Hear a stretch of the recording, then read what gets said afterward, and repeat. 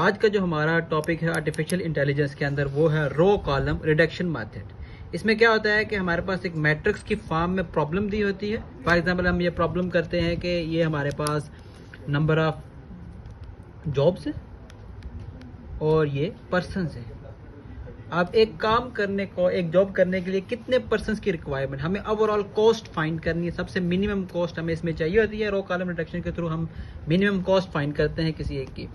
तो इसमें ऑपरेशन इस तरह परफॉर्म किए जाते हैं कि सबसे पहले हमें मैट्रिक्स की फॉर्म में प्रॉब्लम दी होती है।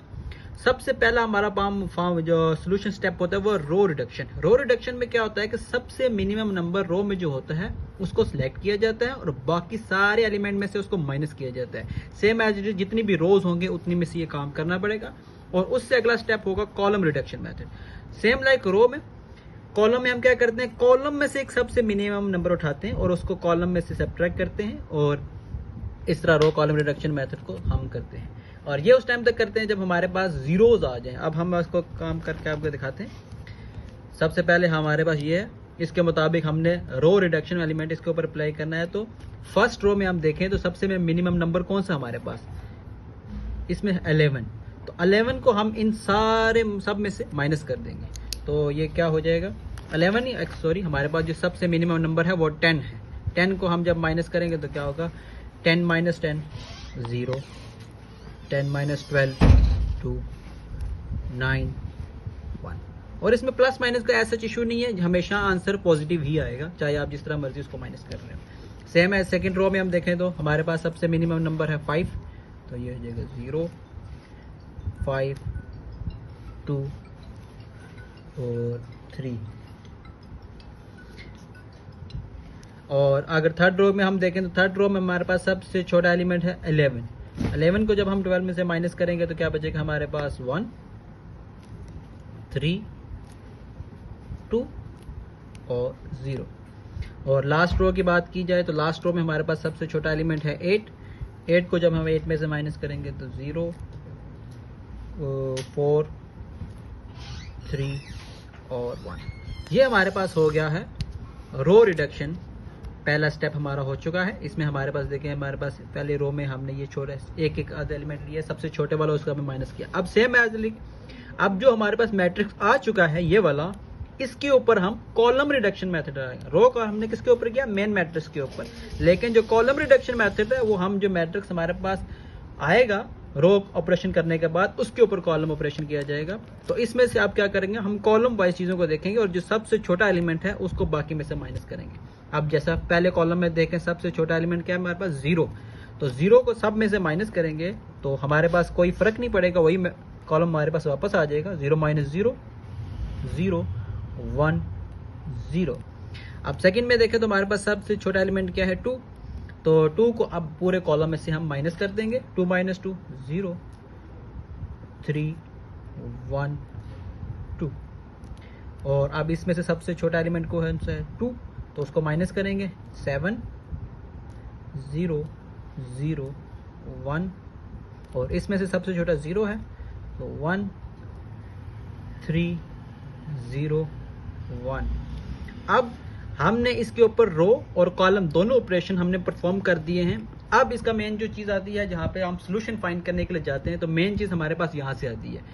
इसके रूल्स के मुताबिक अगर किसी रो में एक से ज्यादा 0 है तो हम उसको सिलेक्ट नहीं करेंगे, ठीक है, तो उसको हम सिलेक्ट नहीं करेंगे। और तो अगर एक कॉलम में भी अगर 2 0 इकट्ठे आ जाते हैं तो एक जो हमारे सिलेक्ट कर लिया है तो बाकी को हम उसको कर देंगे हम।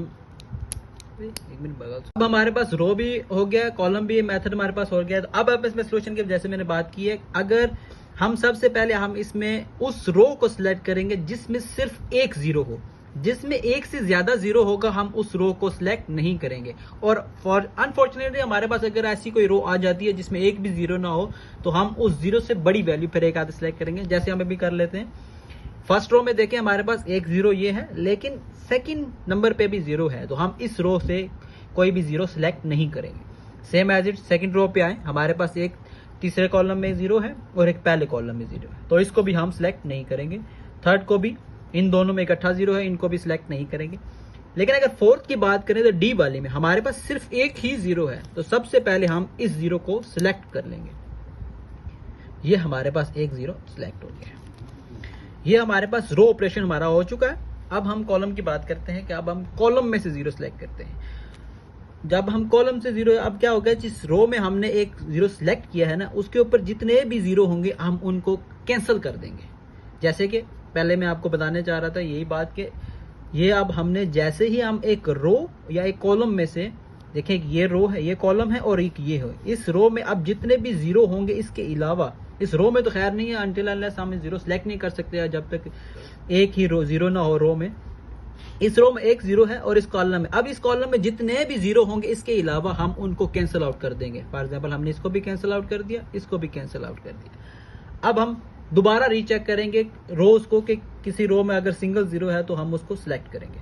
अब हम पहली रो में देखें, पहले हमारे पास यहाँ पर दो जीरो तो हम इसको सिलेक्ट नहीं कर पा रहे थे, लेकिन अब क्योंकि एक जीरो हमने कैंसिल आउट कर दिया है तो मतलब अब पहली रो में सिर्फ एक ही जीरो है, तो अब हम इसको भी सिलेक्ट कर लेंगे।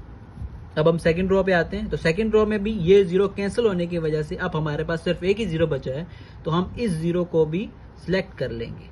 अब देखें, जैसा मैंने अभी आपको बताया कि जिस रो से हम जीरो सिलेक्ट कर लेते हैं उसकी कॉलम में हम उसके बाकी जीरो को टर्मिनेट कर देते हैं, तो इस रो के कॉलम में एक और जीरो है जिसको हम टर्मिनेट कर देंगे। अब अगली रो में आए तो हमारे पास देखें सी में एक ही जीरो है, क्योंकि एक हमने टर्मिनेट कर दिया है, तो अब हमारे पास ये भी सिलेक्ट हो जाएगा।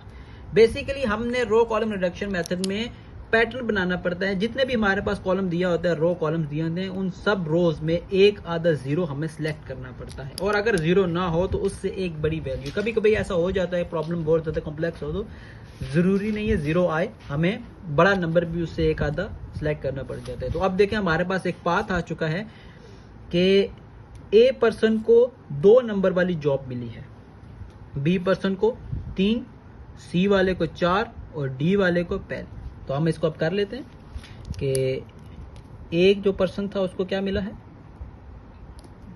2 नंबर वाली जॉब मिली है। बी को हमारे पास क्या मिली है, 3 नंबर वाली कॉलम। सी को हमारे क्या मिली है, 4, और डी को क्या मिली है, 1। अब जब ये वैल्यूज आ चुकी हैं, जब इस तरह का हमारे पास हर रो में से एक आधा जीरो सिलेक्ट हो जाता है, तो उसके बाद मेन फार्मूला फाइंड होता है जिसको हम कहते हैं मिनिमम कॉस्ट फाइंड करना। तो उसके लिए क्या होता है कि जोन सा एलिमेंट हमने सिलेक्ट किया है उसका जो मेन मैट्रिक्स में जो वैल्यू होती है उसको लिख लेते हैं। फॉर एग्जांपल ए वाले में सेकंड कॉलम में हमने सिलेक्ट किया है फर्स्ट रो में, तो सेकंड कॉलम में ए के फर्स्ट क्या है, 12, तो ए की वैल्यू क्या हमारे पास आ जाएगी, 12। सेम एट इज बी को हमने थर्ड कॉलम में थर्ड रो में सिलेक्ट किया है, तो थर्ड कॉलम और थर्ड रो के मेन मैट्रिक्स में क्या है, 7, तो इसके पास वैल्यू आ जाएगी 7। अब थर्ड को सी वाले के पास फोर्थ कॉलम में लास्ट वैल्यू है हमारे पास, तो फोर्थ कॉलम में लास्ट क्या है, 11, तो इसकी वैल्यू आ जाएगी 11। और सेम आ जाए डी के लिए, हम देखें डी के लिए फर्स्ट रो में क्या है, 8, तो हमारे पास सम ऑफ कॉस्ट या फिर आप कह सकते हैं टोटल कॉस्ट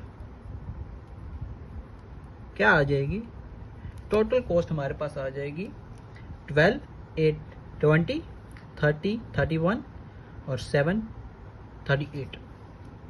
तो हमारे पास ओवरऑल कॉस्ट क्या आ गई, 38। तो ये रो कॉलम रिडक्शन मेथड है जिसको हम यूज करके मैट्रिक्स की फॉर्म में कॉम्प्लेक्स से कॉम्प्लेक्स प्रॉब्लम को सॉल्व कर सकते हैं और मिनिमम कॉस्ट हम फाइंड आउट कर सकते हैं।